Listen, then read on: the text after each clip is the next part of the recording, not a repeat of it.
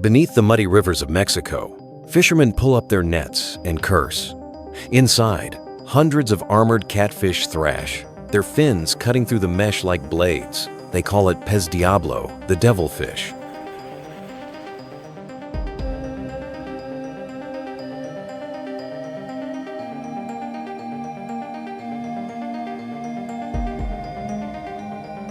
Once a harmless aquarium pet from the Amazon, it has now turned into a plague sweeping through North America's waters. It devours, multiplies, and dominates, turning life beneath the surface into chaos.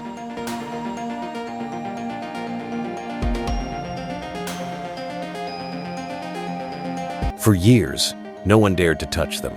Now, the devilfish makes up nearly 70% of every catch in Tabasco, proof that even a small creature can cripple an entire industry.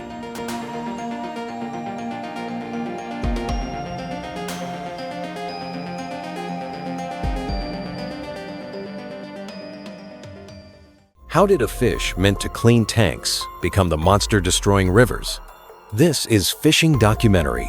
Subscribe to Now Discover and witness the rise of the devil that humans created. Deep in the Amazon, this armored catfish was once admired for its persistence. In aquariums, it was a quiet worker scraping algae from glass, keeping the water clear. But when it outgrew its tank, people threw it away. Some released it into rivers, others into canals, never thinking twice. Yet nature remembers. Once in the wild, the so-called cleaner turned into a destroyer.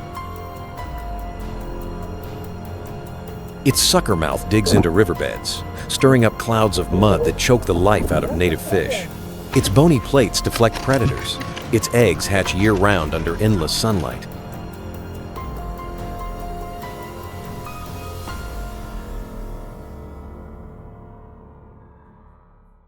In its homeland, it has enemies. Here, it has none. From a handful of abandoned pets, it spread across Mexico like a slow-motion tsunami.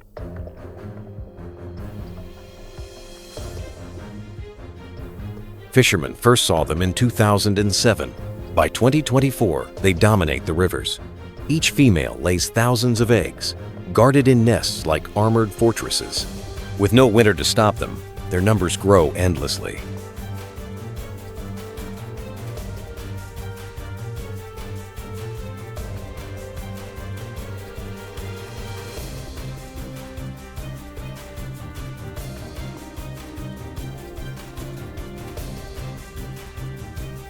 Texas, Florida, Louisiana, all report infestations. Scientists pull hundreds from single rivers. They even cling to the backs of endangered manatees, feeding on their algae, leaving scars on gentle giants. What began as an aquarium mistake has become a continental invasion, proof that a single careless act can rewrite an ecosystem.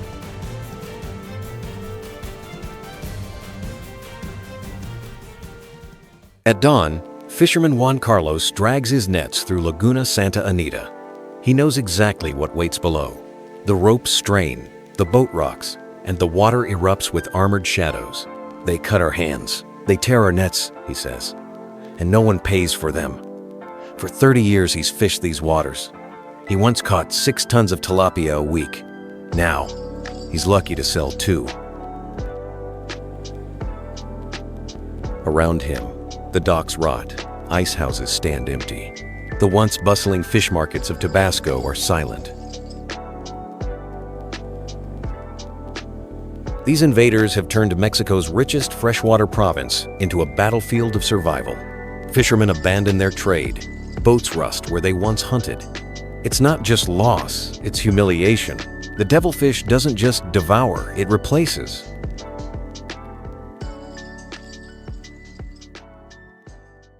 Across the border, in Texas and Florida, the invasion continues. Even wildlife sanctuaries aren't safe. In rivers meant to protect manatees, the devils swarm like living armor.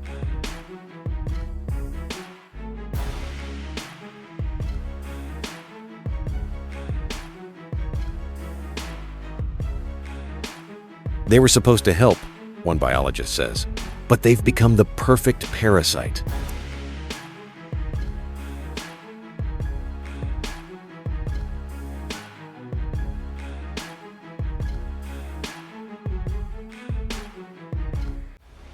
The true cost isn't measured in dollars. It's in lives, traditions, and the silence left when a river dies. Yet, where nature collapses, human ingenuity rises.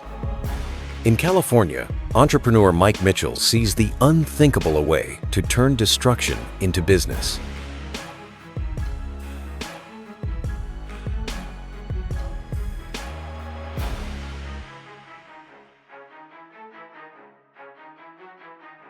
He partners with fishermen like Juan Carlos, buying their devilfish catch, turning it into dog treats.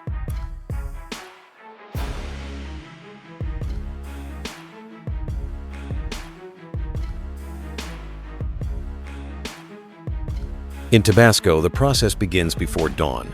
Workers scrape the thick scales, fillet the meat, and dry it for 12 hours before shipping it north.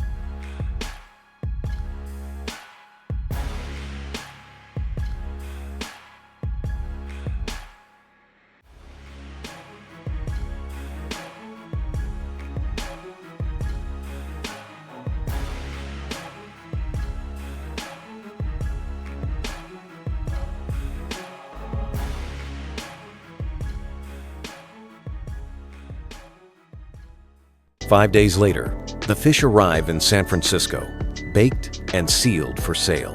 Cats and dogs devour them with joy, unaware they're eating an invader. "We own this fish from the water to your pet's plate," Mike says proudly. Some call it innovation, others call it denial. Can a snack really fix what greed has broken? Are we solving the problem or monetizing it?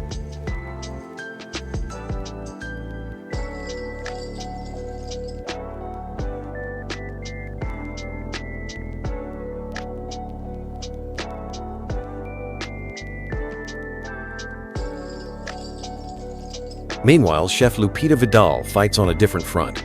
In her kitchen, she turns devilfish into tacos, burgers, and soups. It's not bad, she says. It's survival.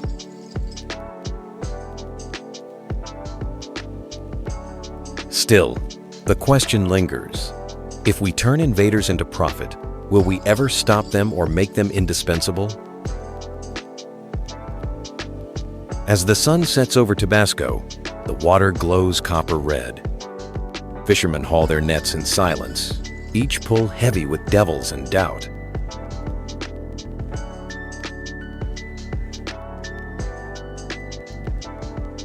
The river looks calm, but beneath, the armored shadows still move, unstoppable.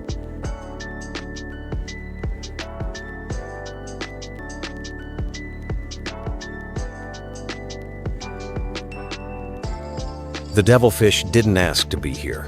Humans brought it, loved it, abandoned it. Now it thrives on the mistakes we left behind.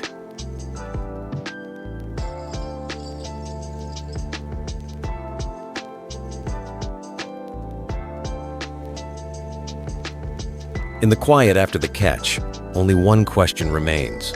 Who's the real invader, this fish or us?